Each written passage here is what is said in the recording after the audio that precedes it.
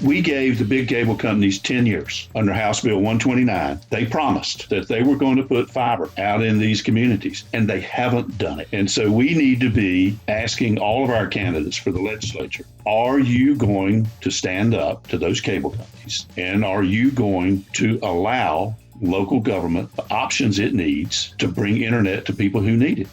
We're bringing you another episode in our special Community Broadband Bits podcast series, Why NC Broadband Matters. I'm Jess Yako with the Institute for Local Self-Reliance in Minneapolis, Minnesota. NC Broadband Matters is a North Carolina nonprofit.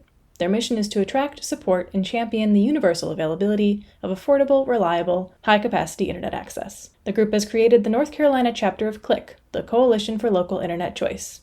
ILSR is working with NC Broadband Matters to produce this series focusing on issues affecting people in North Carolina that also impact folks in other regions. We're joined today by Catherine Rice, the project manager for the Coalition for Local Internet Choice and co-founder of NC Broadband Matters, as well as Jack Kozort, a government relations consultant who's involved with broadband in the North Carolina State Legislature. This episode is part 2 of a conversation about the history of North Carolina's HB 129, the law that preempted local telecommunications authority in the state. Reflecting on their first-hand experience, Catherine and Jack tell Christopher about the unfair games that cable companies played to prevent local governments in North Carolina from being able to invest in broadband networks. Now here's Christopher talking with Catherine Rice and Jack Kozort.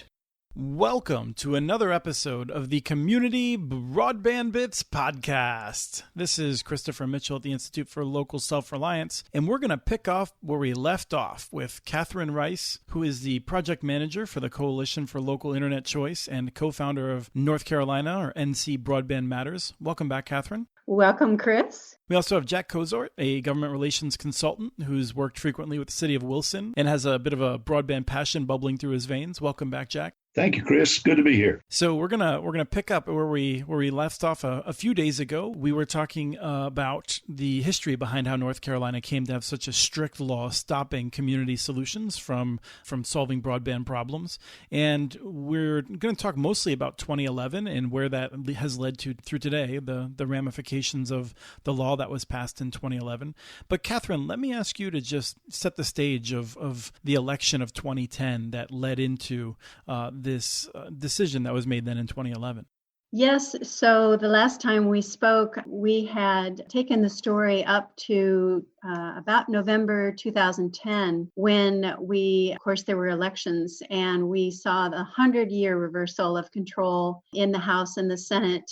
Same governor, but she had no veto-proof majority, so we lost House Speaker Hackney, and we got Representative Tillis, who had been one of the biggest advocates for shutting down municipalities being able to provide broadband to their citizens and to their businesses. If I could just add in quickly as well, I mean, that certainly was probably his focus, although he didn't mind that the language went considerably further and stopped basically any kind of innovative local partnership in many ways. I mean, it really overreached in terms of not just stopping the approach that Wilson used, but what many other communities might have wanted to do in partnership with local providers. That's right. It was pretty stunning, the difference of going from having hearings and being able to talk about, why communities were interested in this, why they wanted to do this, why they would even want to compete, to going to not even seeing the bill. And Jack can really pick up and tell the story on the ground. But the first version of the bill, even though it was introduced in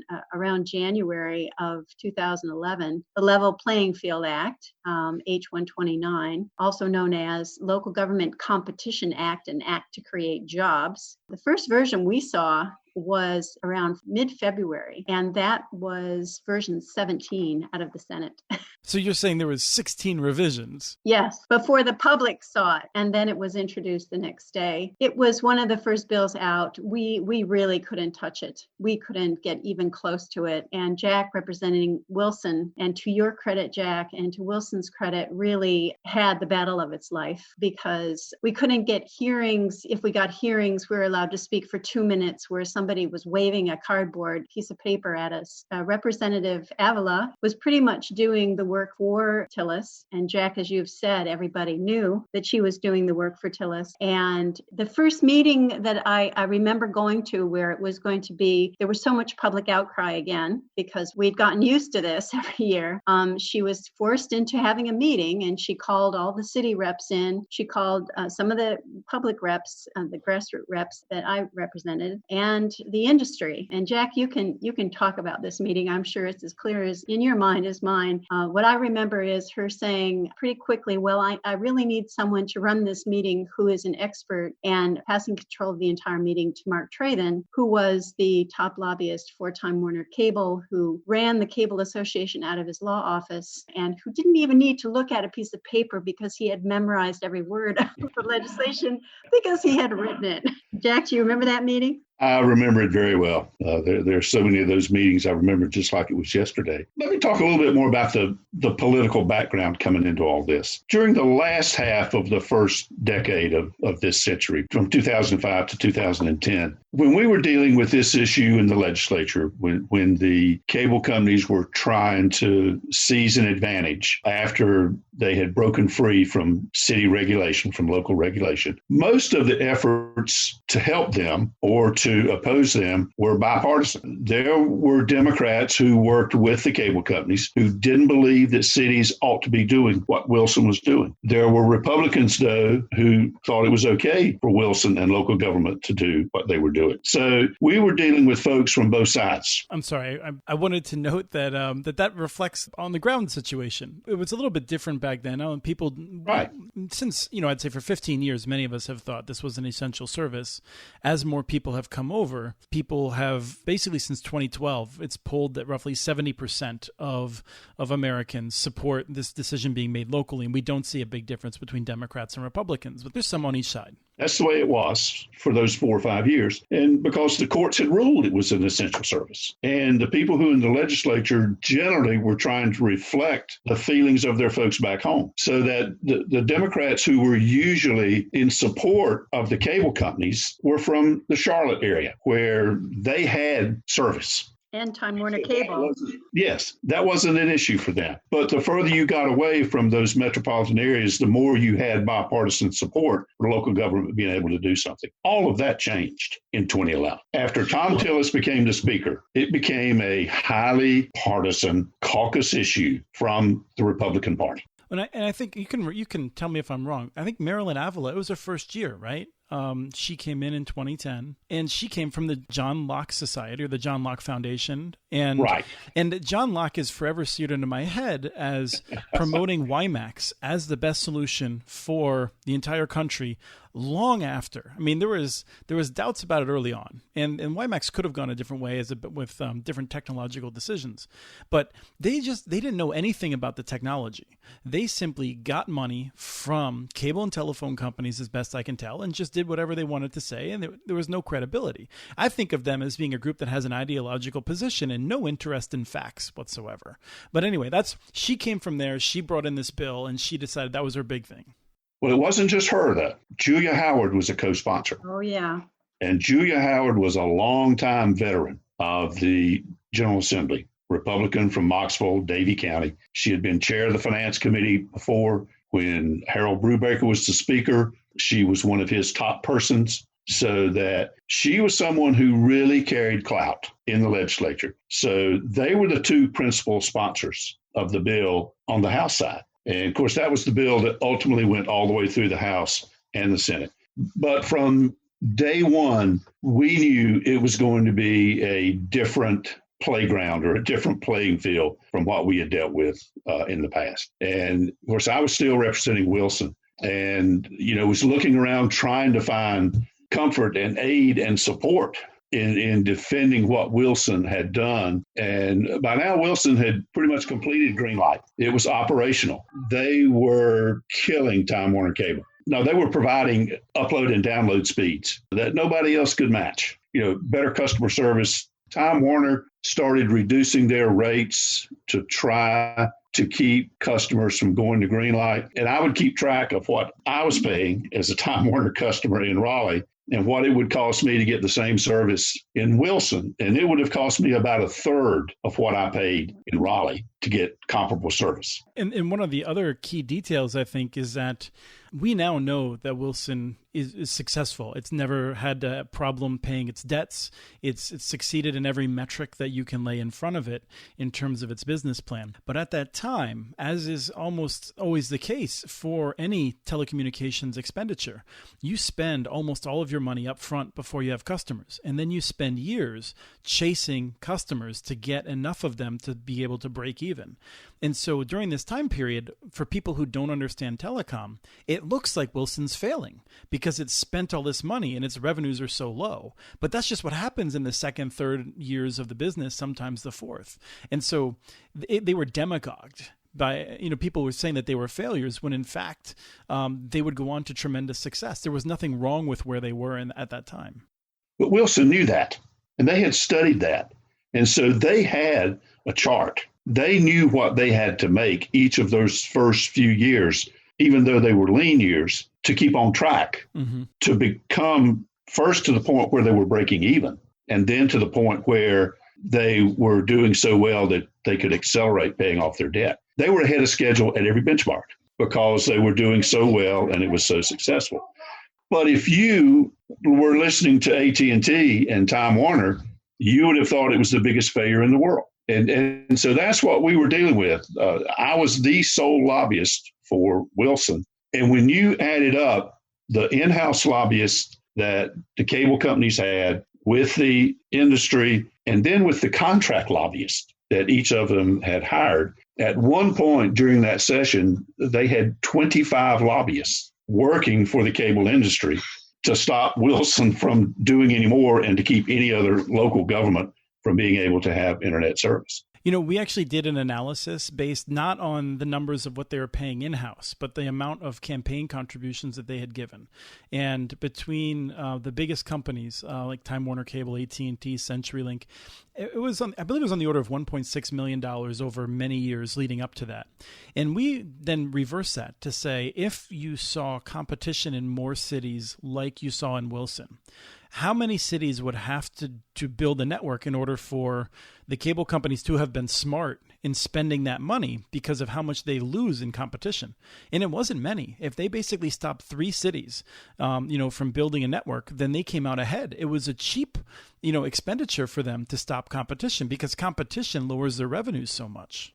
Yeah, that's what they feared the most. I can remember going to committee meetings where they would have a lobbyist assigned to every single committee member, so that if a committee member were out in the hall talking and was supposed to be in the committee room getting ready to vote for what the cable companies wanted, one of the lobbyists would grab the legislator and drag him or her into the room, put the person in the chair so that they would be ready to vote when the time came. So that was the kind of atmosphere we were working under. And we simply could make no headway because they had enough people that they were able to go around and poison the well of just about every person in the legislature. And so our job of trying to cleanse them of what they had been told by the cable companies was almost an insurmountable task. I had help from Catherine. I had some help from the league. But again, they were still not quite understanding exactly what this was going to mean. This was entirely new to them as well. And they were also under assault at the same time. Speaker Tillis was not just against local government being able to provide internet for their citizens. He and a number of other legislators were against local government being able to do anything. And so they were having to fight against their revenue sources being cut off, their ability to control planning, developments, environmental issues. I mean, they were under assault from all quarters. And so they were having to spread out and try to deal with as many of those issues as they can. And we're simply not able to put the resources into dealing with losing the right to do broadband. Mm-hmm. And so, that was what the circumstances were like. A legislative week normally begins late Monday afternoon. There may be a late afternoon committee meeting. Most of the time there isn't. The caucuses meet at 6 o'clock. And then session is at 7 on Monday night. It's usually something that's not very long and complicated. And then Tuesday and Wednesday are their hard working days. They have committee meetings from 8 o'clock in the morning till early afternoon, and then they have a floor session that'll last 2 or 3 hours each afternoon. Thursday is another short day with usually finance committee meetings very early in the morning, 10 or 11 o'clock session, with the idea that they would finish up at about 2 o'clock or so on Thursday afternoon. Legislators get to go home, more time for the weekend with their families and constituents. I don't remember the exact week during the session, but we had a week that a special meeting was announced on Friday. And this was the meeting where we were to go and we were going to be allowed to negotiate what we could get for our cities. So I was there on behalf of Wilson. There were folks there from Salisbury, Morganton, Morrisville, Davidson. Yes. And Fayetteville had been laying fiber, but for whatever reason, they didn't get invited to the meeting. As I recall, they didn't get to participate. And so we all gathered there, and it was 9 or 10 o'clock on a Friday morning, and we were in one of those committee rooms at the General Assembly. And up at the front, at the head table where the chairs and the vice chairs and so forth of committee usually sits, where Representative Avila and Representative Howard, and then 3 people from the cable companies. And then the rest of us were around the table as if we were ordinary committee members. And they would call up which entity they wanted to deal with. And so they decided they would deal with Salisbury first. And so Salisbury came up and made a pitch for what they were doing and what they wanted to do. But then they were told, no, here's what you're going to be allowed to do. By the cable lobbyists. By the cable lobbyists. Representative Avila and Representative Howard would occasionally interject something into the discussions, but it was generally the presentation being made by the representative of the cable company who was closest to where that city was located. And so they had finished with Salisbury, and I raised my hand and I said, I represent Wilson, and we're very similar to Salisbury in that both of us have been in the process of building. And so we have a lot of common issues, and it looks to me like it would make sense to take us next. And Representative Howard said, oh, no. We're saving you for last. And so that's what they did. They went through everything else, and they got to me, I guess, about 3 o'clock on Friday afternoon, and most everybody else had left. They had received their penance and had moved on. And it was there that I was told, basically, by the cable companies, here's what we're going to let you do. And it was clear that they were completely in charge. I mean, it was AT&T and Time Warner telling me that Wilson will be allowed to operate in Wilson County, where it now exists. But I don't think we had all of Wilson County at the time. It was mostly going to be just the city of Wilson. And we were able to get them to agree later on to basically let us do Wilson County. But it was what the cable companies would allow. It wasn't what the legislature would allow. They were clearly in charge. They were listing the roads for Salisbury, for instance, which roads the community would be allowed to provide fiber down. The cable lobbyist was doing this. Yeah. Well, basically, a lot of it, what it was, they knew where the best locations were. They knew where you were likely to get the most subscribers. You know, they had minute detail of each one of the communities that was being discussed. What they were telling the representatives, the legislature, was that it was not fair for you all to compete, and that as long as the legislature restricted access, then they would be investing all over North Carolina. And, I think it's I don't want to spoil the ending, but we haven't seen AT&T and Time Warner Cable, now Charter Spectrum, actually doing anything for the rest of the state. Actually, that's what you saw, and don't forget CenturyLink. But what you've seen, especially with Time Warner Cable, is they sold out. They had a deregulated market with no competition. They sold. They got a good price. That was the promise that was made by the cable companies. And that was that the cities are not going to have to do this. We'll do it. We'll provide the service in those areas. We're ready to go.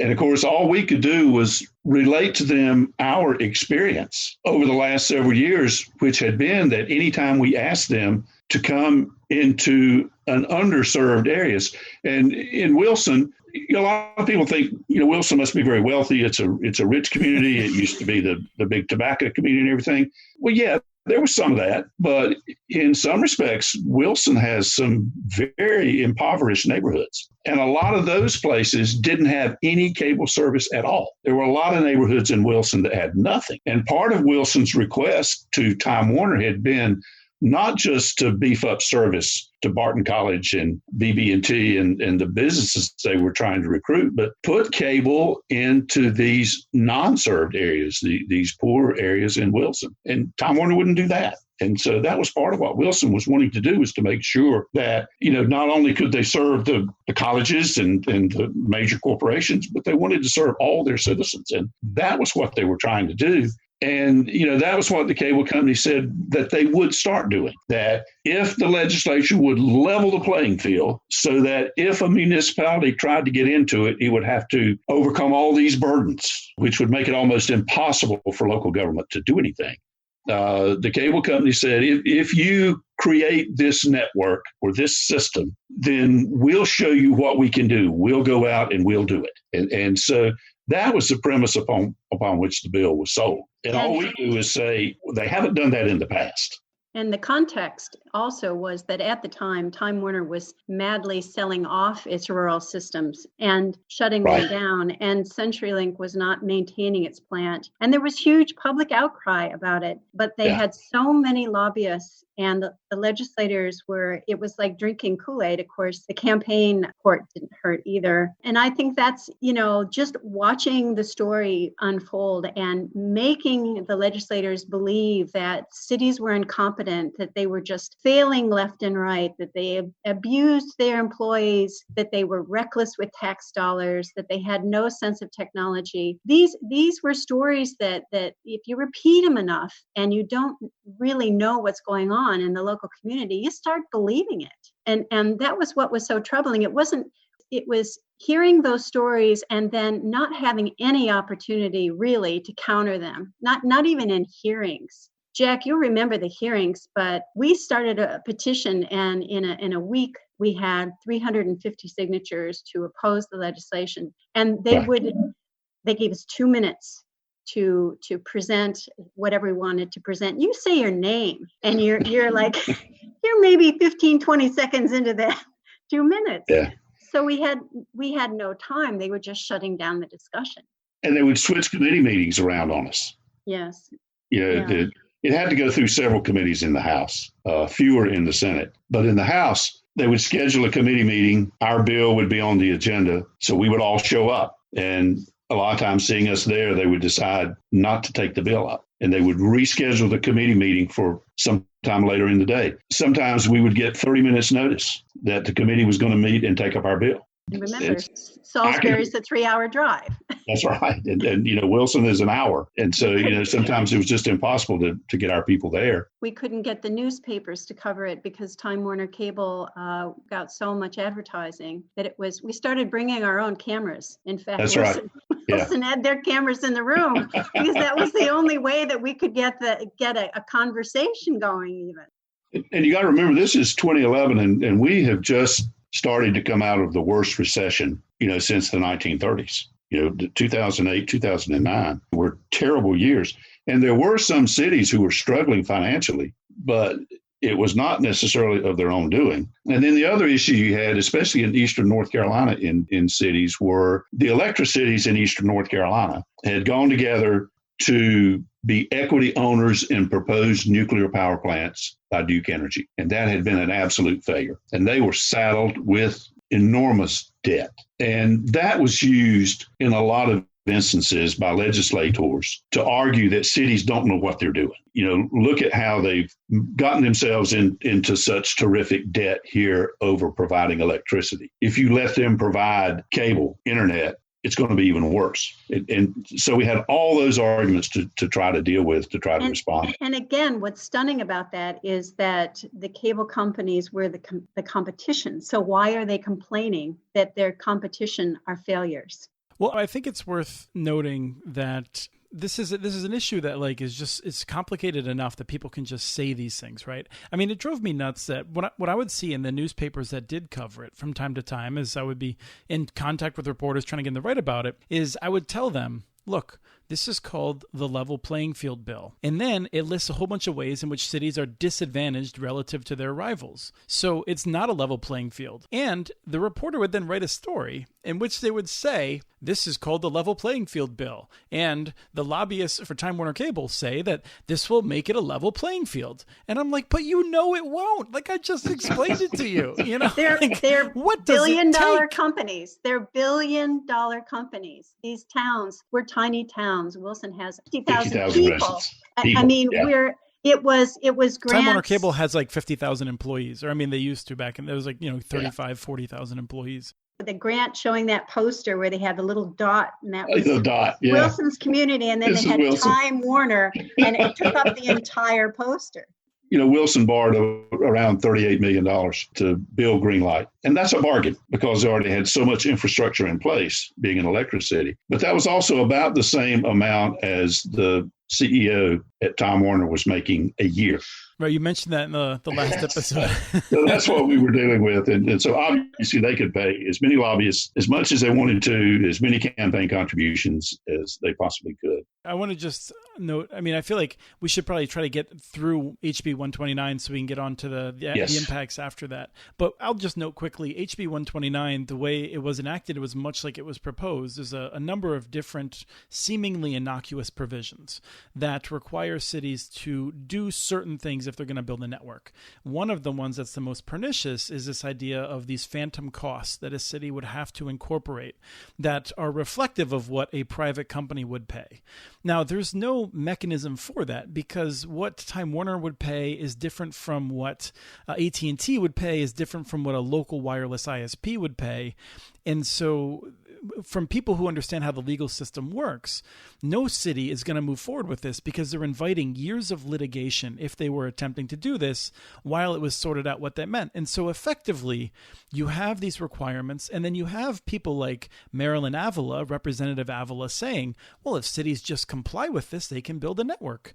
But no city has attempted to build a network since that legislation passed because the legal costs would be probably greater than the costs of building the network. And we knew, and most everybody knew at the time, those who were dealing with the facts, that Wilson was somewhat unique in its ability to be able to build Greenlight because of the infrastructure it had. And there was never a lot of thought that other cities would try to duplicate what Wilson did. But they certainly were interested in especially partnering with ISPs to be able to create a network, or to do like Fayetteville had done, invest in some of the fiber, and then try to get somebody to come in and help you deal with it or help you manage it.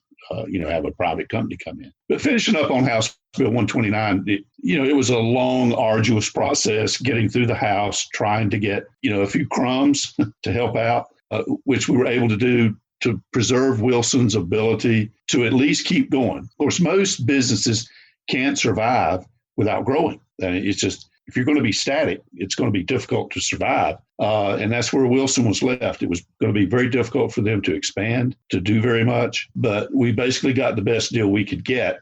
Tom Apodaca was the senator who managed the bill for Representative Avila and Representative Howard when it got on the Senate side. And of course, he was the right-hand man for President Pro Tem Berger. And so there was no opportunity to have anything happen in the Senate that was going to help Wilson or anybody else. It was a foregone conclusion there. When I wanted to note that the growth issue, Wilson figured out how to manage itself as best it could. But for Salisbury, there was a lot of people outside Salisbury who petitioned to expand the network. And Salisbury had a lot of troubles, some of them of their own making and some of them imposed by the state. You can't say one or the other is the only cause of problems. But if they had been able to expand to those desperately willing customers, it probably would not have resulted in the problems it did that led to it becoming a public-private partnership. Right. This model of clamping down on the size of the competition, this was something that Time Warner had succeeded in doing in Lebanon, Ohio, where they finally got legislation passed to reduce the size of their service footprint. And so it was a successful network, but they ended up having to sell it to, I think, Cincinnati Bell. So they had learned from that, if they can just narrow the service area as much as possible. And remember, Wilson has a 5-county electrical footprint. it has the polls. That's right. In 5 counties. But that became another issue later on with Pine Tops. I was on the phone yesterday with a lobbyist in Michigan talking about a different issue. And this came up during our discussion. And she told me the same thing had happened in Michigan.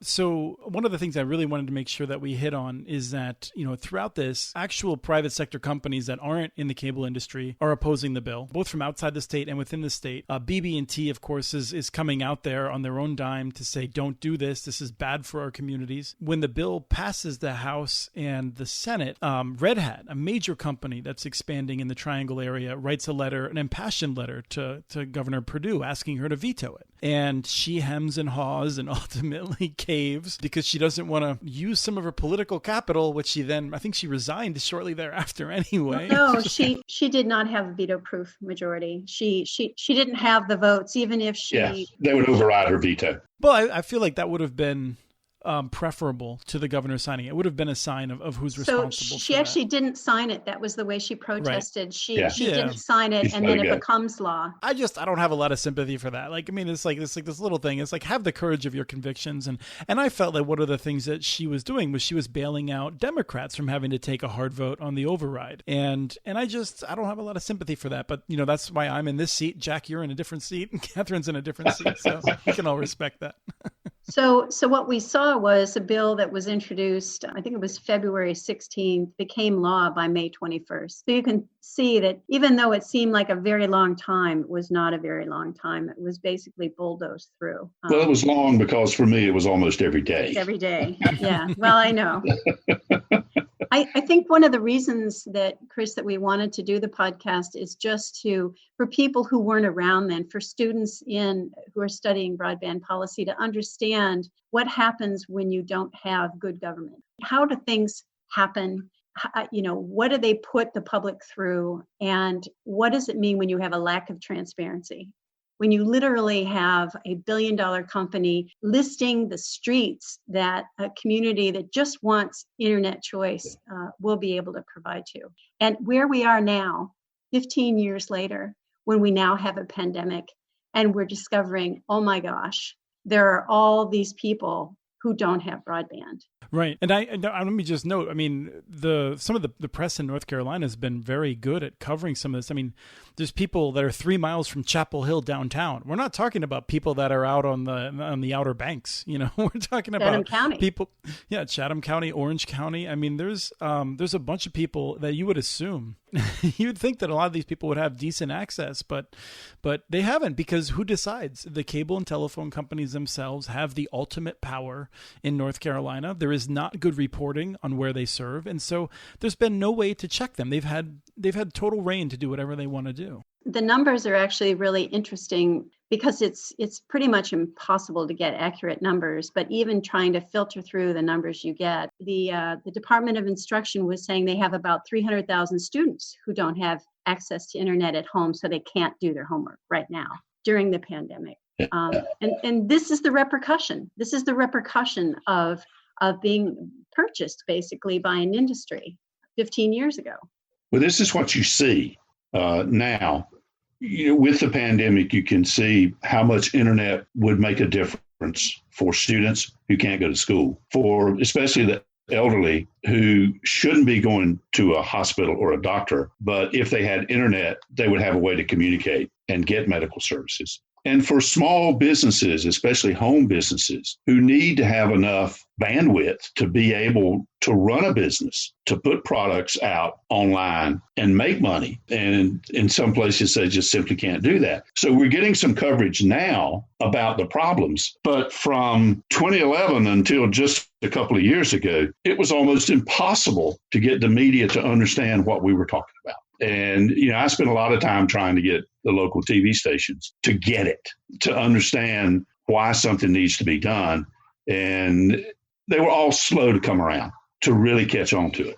Well, I'm glad that the WRAL did the sponsored documentary Disconnected, and then more recently they also sent a crew out to interview a teacher who was in the rural parts of Wilson County, and Greenlight has been trying to expand out to these very low density areas over time, and expedited construction to her house to make sure she could teach, because the private sector had not bothered to give her a connection with which she could fulfill her duties. The last few years, WRAL in particular has been fantastic. I mean, they're getting it now. They understand what needs to be done. And also the League of Cities had admitted for 6 years, they lost 6 years while the cable industry wined and dined the legislature and told them that cities and local government were just horrible things. Predatory, in fact. That's what Avila said. Avila claimed that the problem is that AT&T and Time Warner Cable are these fine, upstanding corporations, and it's the cities that are corrupting them. Yeah. So the league has worked really hard the last few years. We're getting some publicity now. They were able to get 70 sponsors in the House for the NC Fiber Act, which is more than they would need to pass the bill in the House. Right. If there was a vote. If there was a vote. And the leadership wouldn't let the vote happen until. Filling the gap between 2011 and the introduction of the Fiber Act last year, each year the legislature tightened the screws a little more, so that where you had some language which appeared to allow a local government to partner with a private company to work on its internet problems, suddenly that language would be changed or would disappear. And I don't know that it came up in any motorcycle helmet bills, but it came up in a lot of strange places, and frequently where the language would show up would be very late in the session in the budget bill, which is almost impossible to amend. Once it gets written, it's pretty much in stone, except for friendly amendments or correcting amendments that are allowed in the Appropriations Committee or the Finance Committee. And so that's what we were up against. A veto-proof majority, which was on the side of the cable companies, putting their language in the budget bill to further limit local government's opportunity to provide internet for its citizens. Each year, the budget came out, tightening the screws a little more. And so it just became harder and harder for cities to try to do anything. Meanwhile, you are getting more and more people and groups who are beginning to voice their concerns about not having internet. And then this year, last year, thanks to a lot of really hard work from the league, Erin Winia and her folks presented a white paper. Scott Mooneyham were able to convince a few legislators to come and sponsor the press conference to introduce that. I remember Representative Zoka, for example, from Fayetteville, who was with the league to present that report to show where we were and some of the things that could be done. But I can remember having a friend of mine who's on a town commission board down on the coast, and he knew I was involved in this issue. And so he came to me and said, every time I go to a county commissioner meeting, one of the county commissioners complains about the county not being able to do anything about poor internet service. It's Pender County, a poor county in the eastern part of the state, which has some internet service along the coast, along the beaches, and a little bit in the center of town in Burgal, but the rest of the county has almost nothing. And so one of the county commissioners was always complaining, and he said, will you call her and explain to her why they can't build their own system? And so I called her and I explained it to her. I said, the law doesn't allow you to do this. And she said, well, how could we pass such a crazy law? And I said, well, I think the cable companies had a lot to do with it. I spoke with her, and it breaks my heart, because she's a person whose politics strongly supports people like Tom Tillis, from what I can tell. And I don't think she has an appreciation for what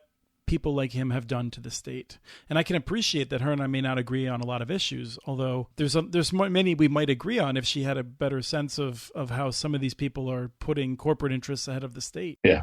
Well, also the mayor from Macclesfield, when the whole Pine Tops experience was happening, he was a staffer. I believe he was a staffer to Burr. And now I think he is some kind of state representative for Tillis. He was furious because Pine Tops, which is a mile away, was getting fiber to the home from Greenlight, and he knew that Greenlight, because they provide electrical service to his town, had a fiber that stopped right at his town border.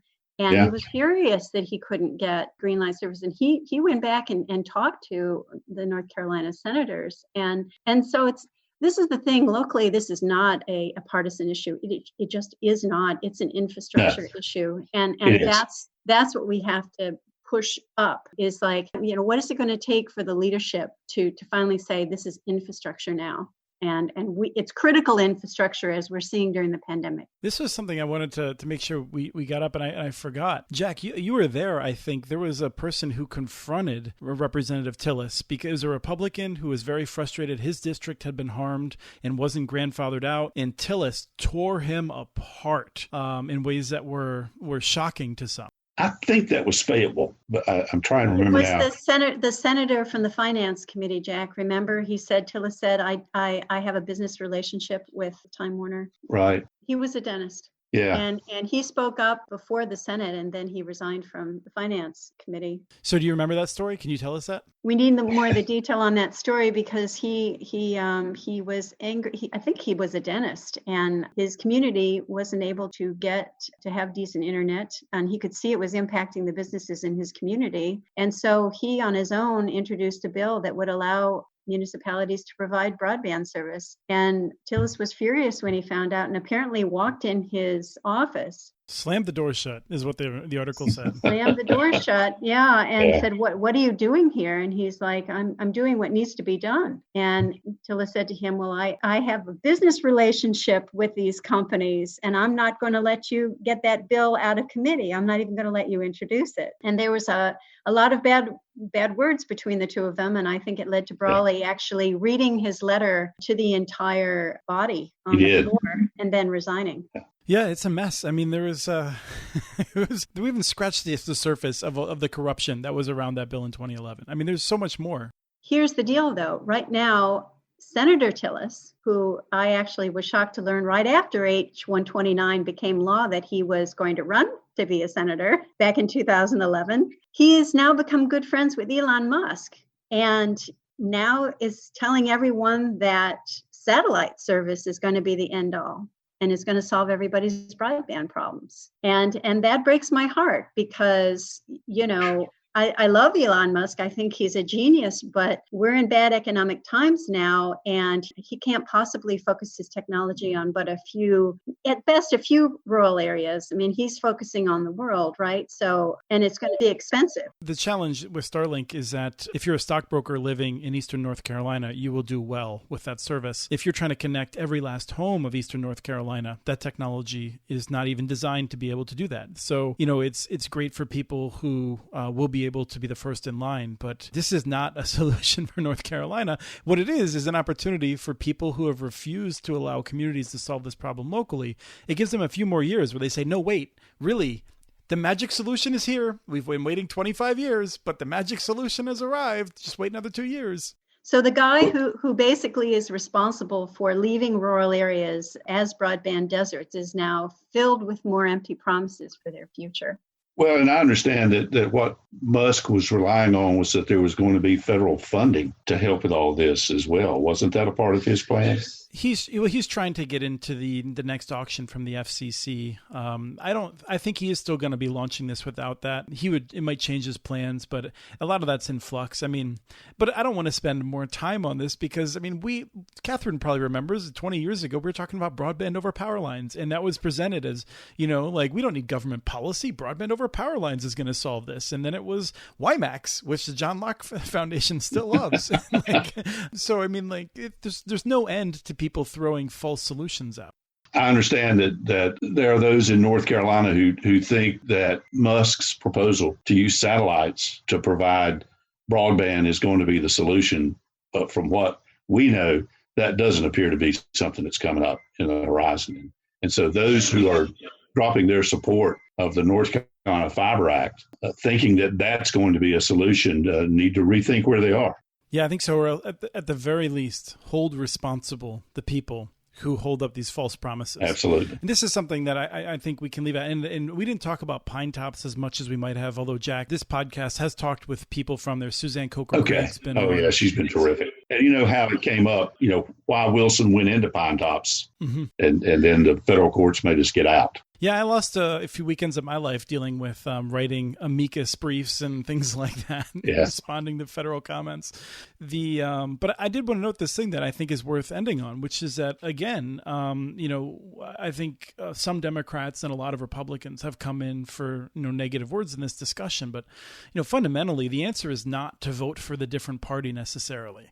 Everyone needs to hold their elected officials accountable. That's the key. They've got to ask that question. Are you going to support legislation that allows local government to partner with private industry to build internet? Are you going to allow all options to be on the table? We That's know right. what it means now. From the pandemic, we know how essential access to internet is. So where are you going to stand on that vote? We gave the big cable companies 10 years under House Bill 129. They promised that they would go out and build fiber, not that old copper cable that they ran for so many years, but that they were going to put fiber out in these communities. And they haven't done it. They simply haven't done it. And so we need to be asking all of our candidates for the legislature, are you going to stand up to those cable companies? And are you going to allow local government the options it needs to bring internet to people who need it, especially now where we see so dramatically what happens when you don't have it. I mean, when you see kids sitting on a curb at McDonald's trying to do their schoolwork, that's pretty sad. In a pandemic. Yes, we ought to be better than that. And we need to elect people who will commit to our being better than that. Yeah, that's a great place to end it. Perfect. I mean, it's frankly not a great place, but it's a hopeful message that we can do something with. Gosh, I hope so. But those are the questions we need to start asking. And I think I've got I talked to both of you about getting broadband questions into a poll. So I'd like to see how that turns out. Did you get them in? Yes. I think I did. Okay. Yeah. So Good. I'll be checking back with Maggie to see what comes out of it. So Thank you so much, Jack. glad to. Thank you for what you do. And thank you so much, Catherine. Thank you so much, Chris, for all your work that you're doing in this area. It's a pleasure to know you. Likewise. It's been great. You've been one of the people I've known the longest in this field, and it's been wonderful. Thanks for tuning in to this episode in our Why NC Broadband Matters podcast series, and for listening to the Community Broadband Bits podcast from the Institute for Local Self-Reliance. Remember to follow Christopher on Twitter. His handle is @CommunityNets. And if you follow @NCHeartsGB on Twitter, you'll tap into all the NC Broadband Matters material. We want to thank Shane Ivers of SilvermanSound.com for the series music, What's the Angle?, licensed through Creative Commons. And we want to thank you for listening. Until next time.